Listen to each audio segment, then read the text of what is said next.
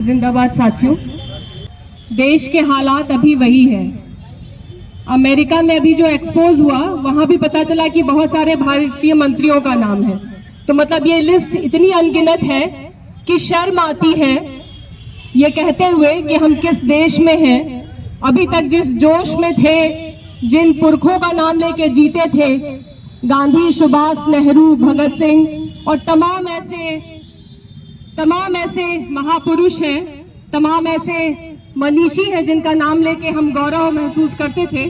लेकिन ये सारी प्रक्रिया जो चल रही है उसने कहीं ना कहीं शर्मसार किया है। क्यों हम ये आज देख रहे हैं? हम अपने बच्चों को किताबें देते समय चुनाव करते हैं कि किताबों का चुनाव कैसा हो, वैसे ही हमारे बच्चे बनेंगे। बौद्धिक बनेंगे या कैसे बनेंगे ये किताबें तय करती हैं। हम बच्चों के हाथों में अच्छी किताबें जाएं, परिवार के बतौर हम ये कोशिश करते हैं कि बच्चों के हाथ में किसकी किताब जाए, कैसी कहानियां जाए, कैसे लिटरेचर जाए, ये तय करेंगे कि बच्चे का दिमाग कैसा बनेगा, बच्चे का शौक कैसा बनेगा। जिसकी किताब ही मनुवाद हो उससे उम्मीद आप क्या कर सकते हैं? जिसके लिए महिलाएं सिर्फ उपभोग की वस्तु हो, वो महिलाएं भले ही उनकी पत्नी हो, उनकी बेटी हो, उनकी माँ हो, लेकिन मनु के अनुसार वो उपभोग की वस्तु है और इसीलिए दुनिया की हर औरतें उनको उपभोग नजर आती है। वो शर्म भी नहीं महसूस करते या उनके आसपास वाले कि उन्होंने कोई गलती की है और उनको शर्म आनी चाहिए।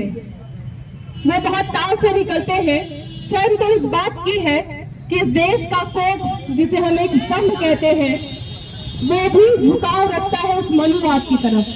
शर्म तो तब आती है जब हमारी सुरक्षा में खड़े वर्दी पहने लोग भी झुकाव रखते हैं उन लोगों की तरफ और उनको ही बचाने की कोशिश करते हैं।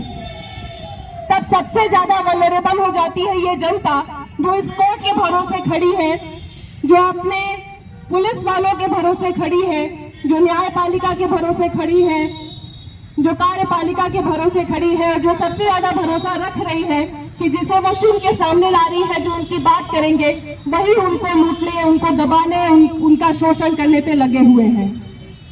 हम जिस देश में रह रहे हैं, अब तय करना पड़ेगा सभी महिलाओं को मिल करके कि ये मनु की जो संतानें हैं, जो मनु को जिंदाबाद कह के आगे कह रहे हैं, हमें तो दुख होता है कि उनकी घर की महिलाओं को कैसे बचाया जाए।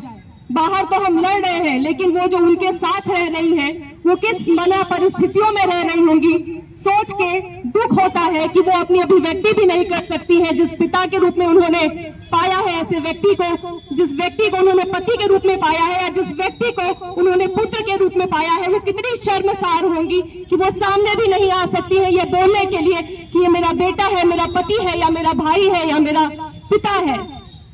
मैं दुख महसूस करती हूँ और अपना साथ दे रही हूँ उन महिलाओं के लिए जो दुख तो महसूस कर रही है लेकिन पटल पे आके बोल नहीं पा रही हैं। हम उनके साथ हैं और उनकी सुरक्षा के लिए भी खड़े हैं, उनकी सुरक्षा के लिए भी बात करेंगे, क्योंकि ऐसे व्यक्ति के घर पे उनके घर की महिलाएं उनसे ही सुरक्षित नहीं है, बाहर की क्या बात की जाए। ऐसे कई आंकड़े हैं लगातार इस देश में आ रहे हैं कि मध्य प्रदेश में अभी चौंकाने वाले आंकड़ा है कि एक साल में 2.5-3 लाख से ज्यादा महिलाएं और लड़कियां गायब हैं।